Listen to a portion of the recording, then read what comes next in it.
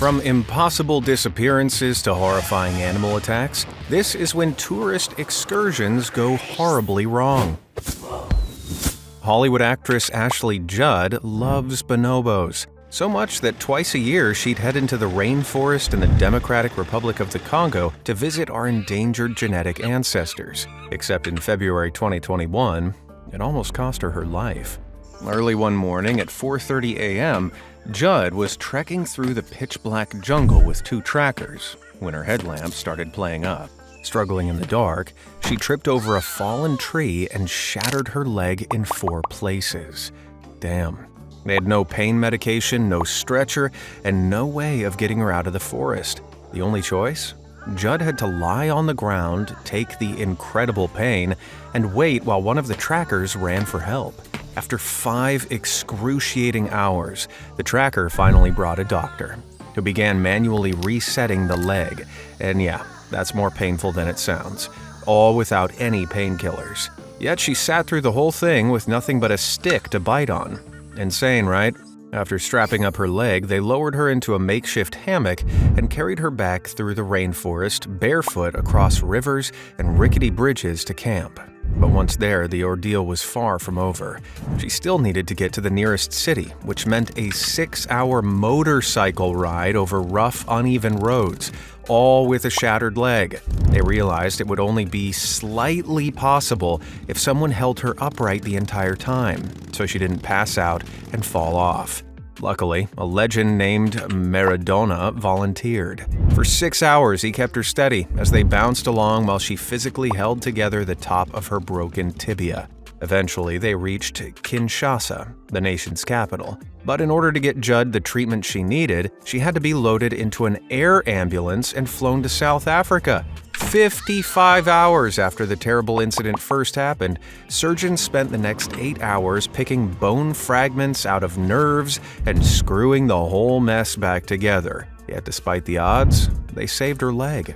Since then, Judd's spoken openly about the people who saved her life, and about the millions of others who wouldn't have the same chance. She could afford emergency transport and high-end medical care, but in the Congo, many aren't so lucky. All that for some bonobos. 25-year-old Chilean tourist Maycool Coroseo Acuna was on a guided trip through the Bolivian Amazon, run by tour agency Max Adventures at Madidi National Park. Then suddenly, he vanished.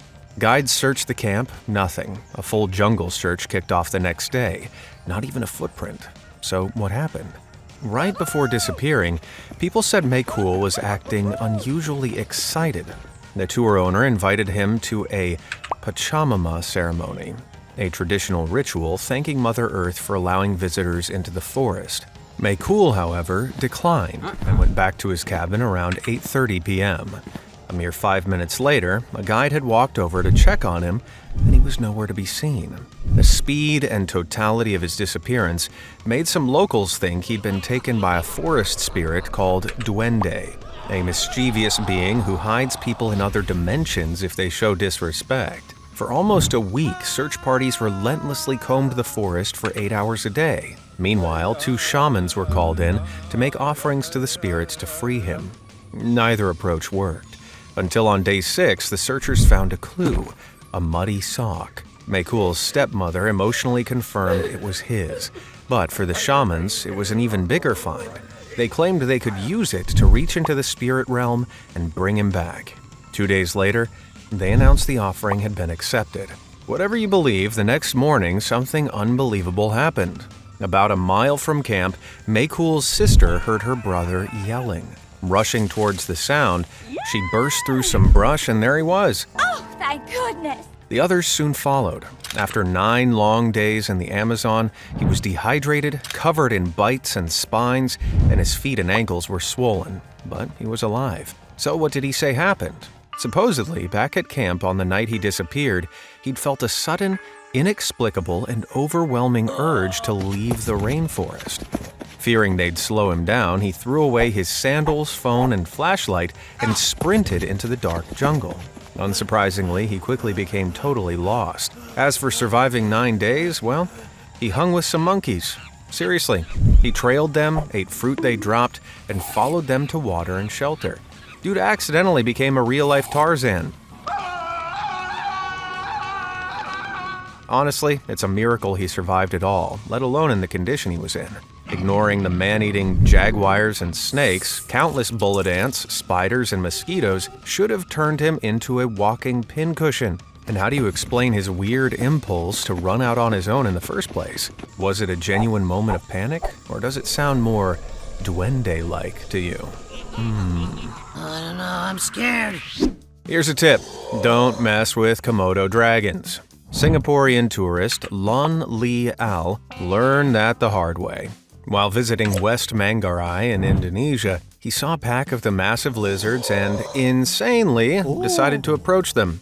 Despite locals very clearly warning him, he took one step too close and snap. One of them clamped down greedily on his leg. Not ideal. Thankfully, onlookers managed to drag him to safety before things turned even uglier, but the beast had left his leg in a terrible way.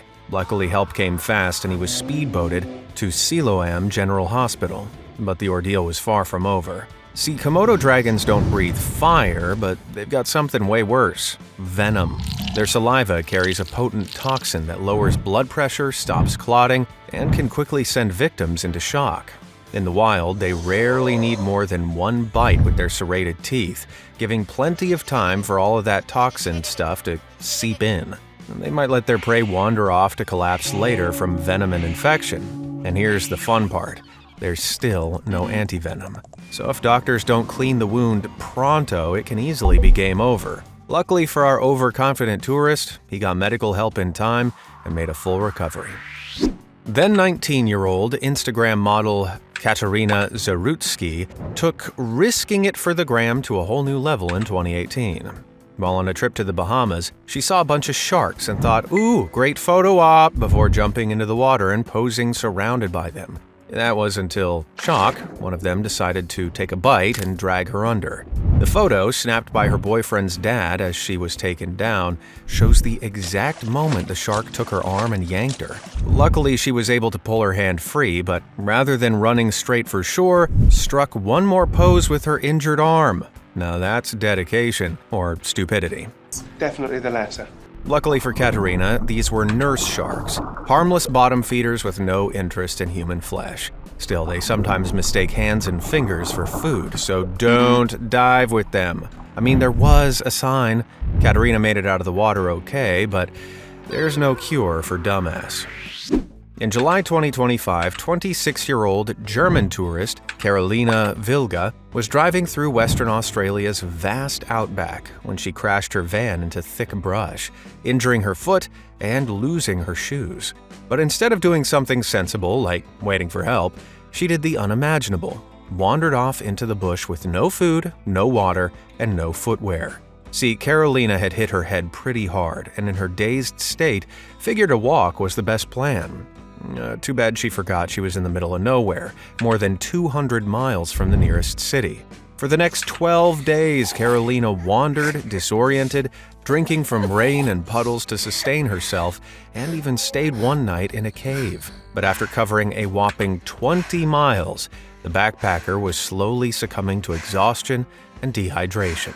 Then she finally found a road. The catch? It was a remote track, so it could have been days before anyone drove by. But miracle of miracles, local cattle grazer Tanya Henley spotted Carolina while driving to pick up a trailer. The sight of the starving, injured tourist limping out of the brush must have been like something out of a horror movie. Tanya rushed her to safety, and Carolina was airlifted to a hospital in Perth to recover from her wild outback adventure. On March 28, 2024, a bus carrying pilgrims traveling from Botswana to South Africa for a religious festival took a tragic turn. While crossing a bridge, the driver lost control, sending the vehicle crashing through the barrier and plummeting 150 feet to the rocky ground below. It exploded into flames, taking the lives of all 45 people on board, except there was one survivor, an 8-year-old girl. Despite serious injuries, she was rescued from the wreckage and, unbelievably, discharged from hospital just a week later. But how did she survive? Transportation spokesperson Colleen Misibi suggests that she may have been thrown from the bus in the initial crash, sparing her from the full height of the plunge and ensuing fire. But kids also have a better shot at surviving this kind of thing. A 2025 study found that adults are more likely to suffer long-term complications from car accidents, while kids often get less severe injuries and recover faster. So maybe her small size was her secret weapon. Imagine you're on the ocean getaway of a lifetime, only for it to all go in the crapper. No, literally.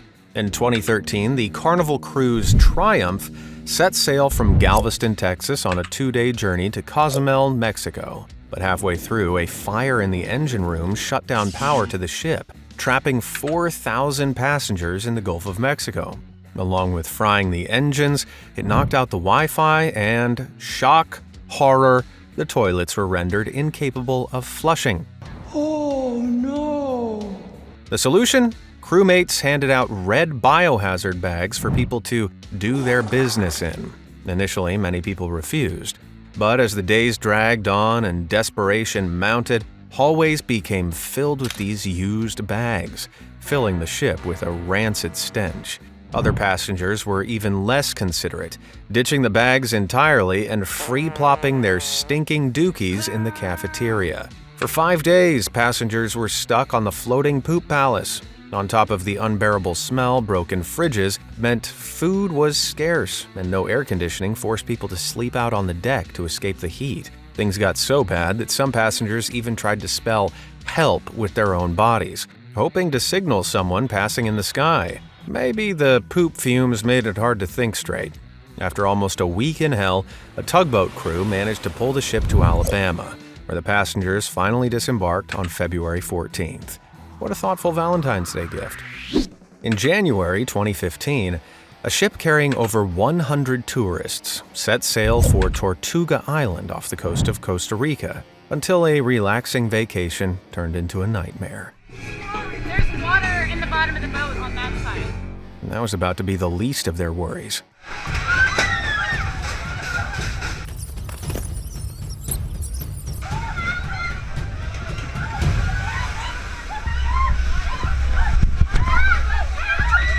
Oh my God.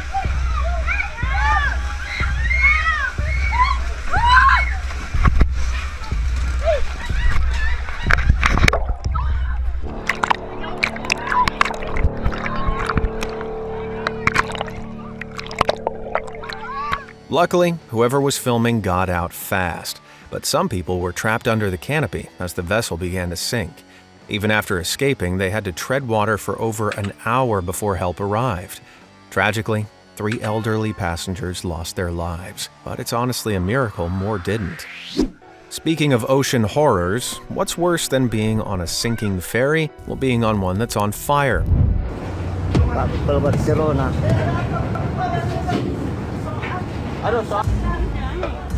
This terrifying fiasco took place on the Indonesian ferry KM Barcelona 5 off the island of Sulawesi. Flames erupted on the upper deck and quickly consumed the whole ship, with some 550 people on board. Before long, passengers were jumping into the ocean to escape the fire.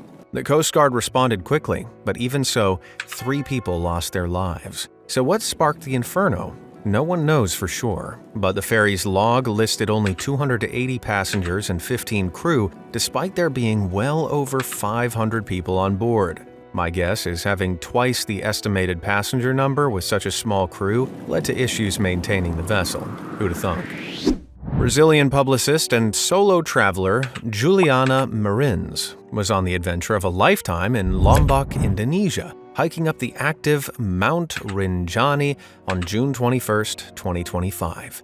When she reached its peak, she took a break while the rest of the group walked around the rim. But after an hour, no one returned. Concerned she was being left behind, Juliana decided to follow what she thought was the trail. She was wrong. After stumbling on a rock, she slipped and tumbled nearly 1,000 feet into the volcano's crater. Miraculously, she survived the fall and managed to cling haphazardly onto a rocky ledge where she was forced to remain.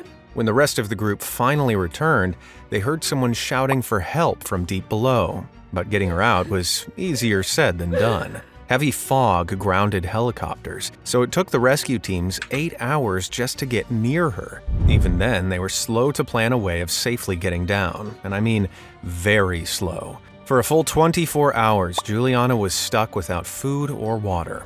All we've got is this chilling drone footage, which would turn out to be the last video of her alive. The next day, rescuers realized Juliana had fallen another 600 feet deeper into the volcano. It took them 4 days to finally reach her, and by then, she was long gone. An autopsy found she likely passed away from injuries sustained during her second fall. Juliana's family has harshly criticized the tour guides for abandoning their daughter. I mean, maybe it's not the best idea to leave people on their own, hundreds of feet up on an active volcano. Kristen Yaldor and her husband were canoeing down the Zambezi River on her 37th birthday when things took a horrifying turn. A huge hippopotamus suddenly erupted from the water right next to their canoe, sending Kristen flying into the drink. As she surfaced, she saw her husband swimming to shore, but just as she tried to do the same, the hulking beast clamped down on her leg. Immediately, she felt herself getting dragged under and tossed around like a rag doll, but incredibly, Kristen kept her cool, reaching up and managing to pry its jaws open and free her leg. She was in bad shape, but made it back to shore despite a broken femur and chewed-up leg. Weighing over a ton and capable of biting a canoe in half, hippos are responsible for around 500 deaths a year. Kristen, though, wasn't a statistic. After weeks bouncing between hospitals, she not only survived, but managed to keep her leg. If she has one axe to grind, though, it's with the news outlets that reported her accident, claiming she was just a reckless tourist who got too close to wildlife. In truth, her near-death ordeal was organized by a company called Wild Horizon. Since Kristen's accident, they've stopped doing canoe tours. I guess they figured trapping guests in a life-size game of Hungry Hungry Hippos could be bad press. Need more reasons not to mess with wild animals? Well, just watch this video from India's Jaladpara National Park.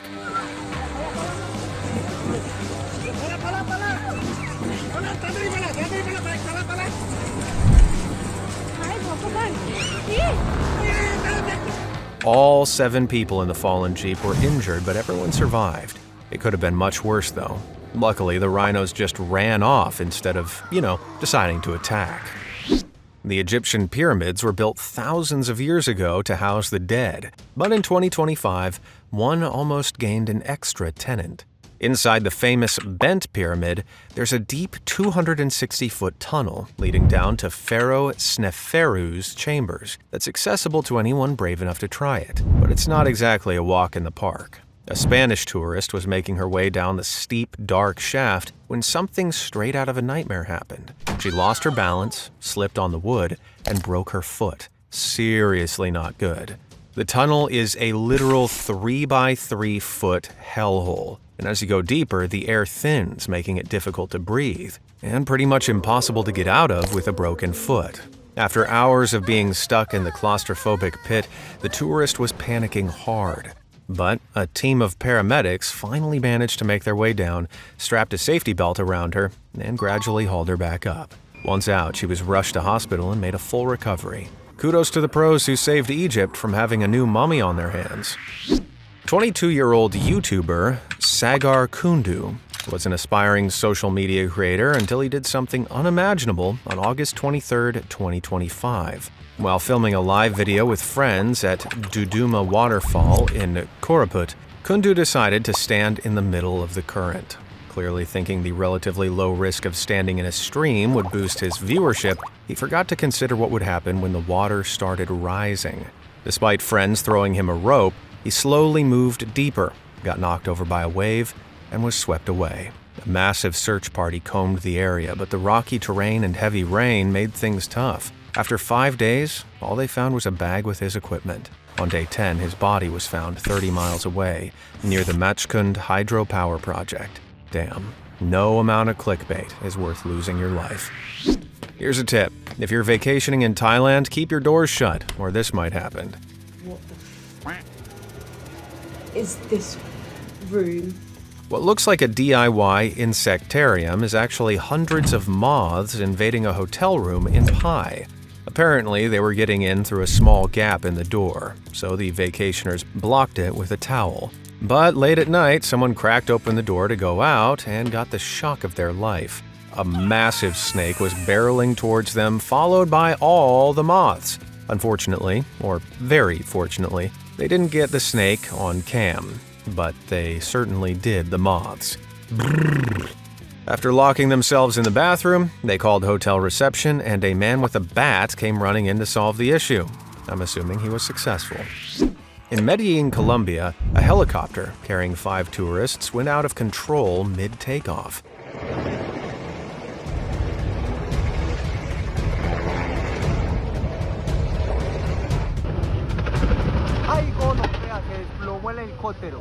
As bad as this looks, somehow all 6 passengers were unharmed. Even so, they were left precariously hanging from a potentially fatal 20-foot drop.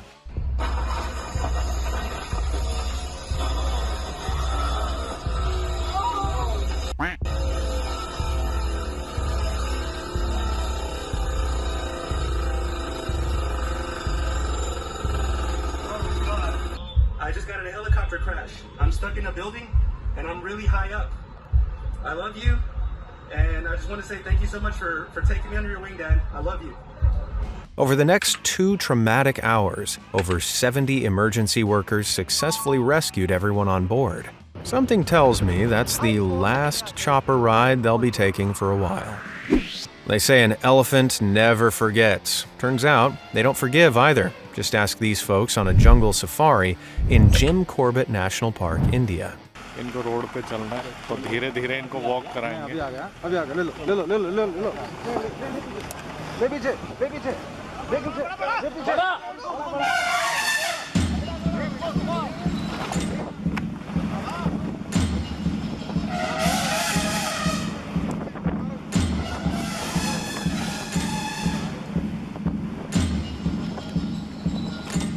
It's giving. Only unlike dinosaurs, elephants are responsible for some 500 deaths every year across Africa and Asia, and those numbers are rising. More and more people are approaching these gray giants, increasing the chances of an accident. And as food and water shrink due to climate change, they might be developing a shorter fuse for human BS. My advice: admire these beasts from a safe, very safe distance. On January 25, 1998, American couple Tom and Eileen Lonergan set off to explore the Great Barrier Reef. After sailing 25 miles offshore, they and 24 other divers jumped into the water to take in the otherworldly sights below. But when Tom and Eileen resurfaced 40 minutes later, the boat and everyone else were gone. 2 years earlier, the newly married couple had joined the U.S. Peace Corps and started teaching in Tuvalu and Fiji. Before heading back to the States, though, they wanted one last adventure. So they'd traveled to Queensland and booked a dive organized by the company Outer Edge. This was the biggest mistake of their lives. Back to that fateful January in 1998, and when it was time for the divers to leave, nobody noticed the couple was still underwater, and the boat departed without them. Nobody even noticed they were missing the next day, when another group of Outer Edge found their dive weights on the seafloor, tools used to help divers sink. Nope, the crew simply took them as a lucky bonus. It took 2 whole days for a crew member to stumble upon a bag aboard containing their wallets and passports and finally realize something had gone horribly wrong. A full-scale search ensued, involving air and sea teams, the Navy, and even civilian boats. Tom and Eileen were nowhere to be found, but that didn't mean they found nothing. Tom's scuba vest was discovered washed ashore alongside a chilling message written on a waterproof slate. To anyone who can help us, we have been abandoned on Agincourt Reef, 25 January 1998, 03 p.m. Please help us, come to rescue us before we die, help. Terrifying and utterly heartbreaking. What that poor couple went through in their last hours, alone in the middle of the vast ocean, we'll never know. After days of searching, most assumed they'd perished, either by drowning or shark attack. Outer Edge pled guilty to negligence and was shut down. But was all this really an accident? In the couple's diaries, disturbing entries reveal Tom's battle with depression. He believed the best years of his life were over and was ready to die. Eileen knew he was struggling, writing just 2 weeks before the dive that Tom wanted a quick, painless death. She clarified that he wasn't considering taking his own life, but had a death wish and worried she'd get dragged into it.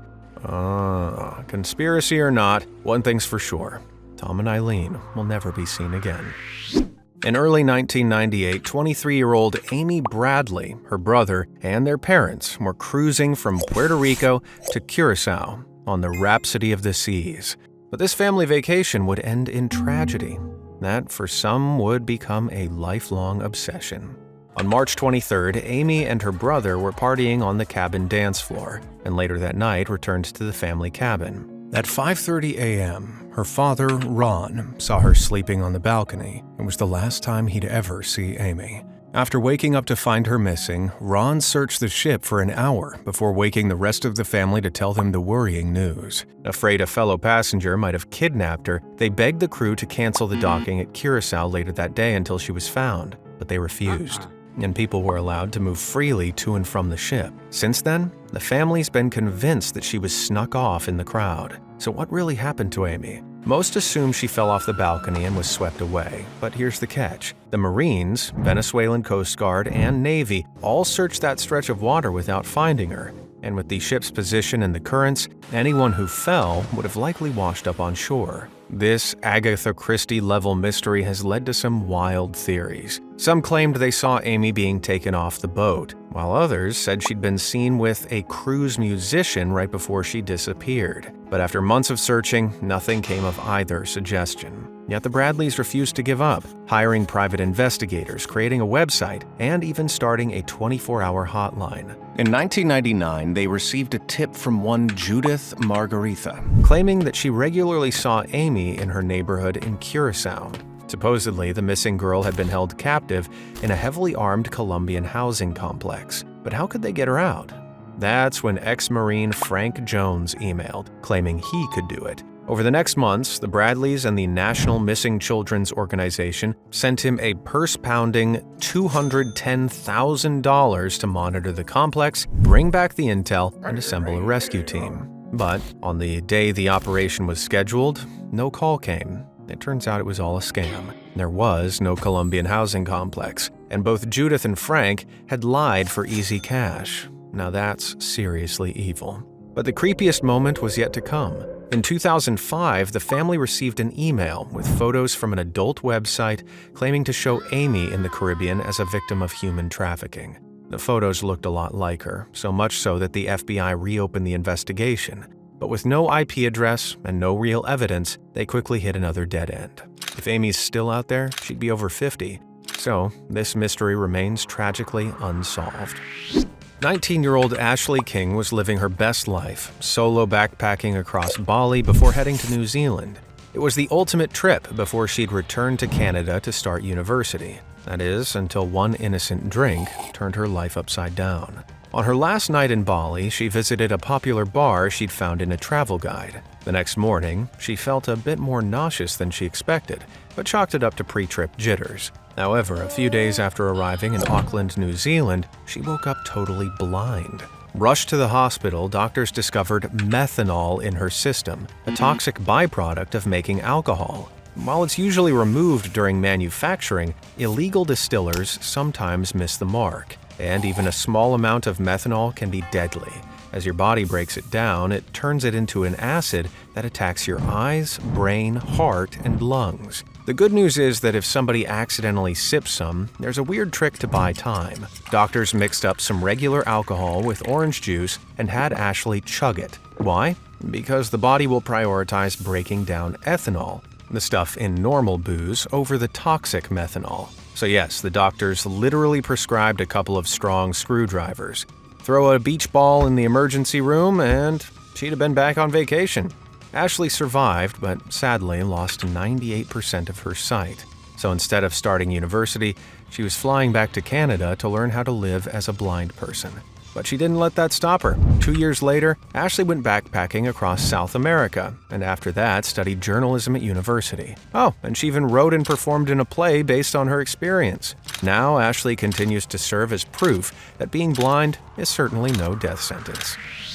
Yesenia Morales and her boyfriend were vacationing in Amaga, North Colombia in 2021. Like many adventurous tourists, they decided to try bungee jumping for the first time and headed to a popular spot run by Sky Bungee Jumping. The couple sat atop the high bridge overlooking the forest below and listened to their instructor. The plan was for him to go first and her to jump second. But after mixing up a signal meant for her boyfriend, Yesenia jumped off without the cord attached. After watching her fall a spine-tingling 150 feet, her boyfriend rushed to help, but it was too late. The wildest part? The fall itself isn't what ended her life. An autopsy revealed she'd had a heart attack midway down, meaning she may have passed before even hitting the ground. She must have realized her mistake right after jumping and been unable to do anything about it. Talk about horrifying. Which one of these stories did you find the most shocking? And have you ever gone on vacation only for it to go pear-shaped? Let me know in the comments, and thanks for watching.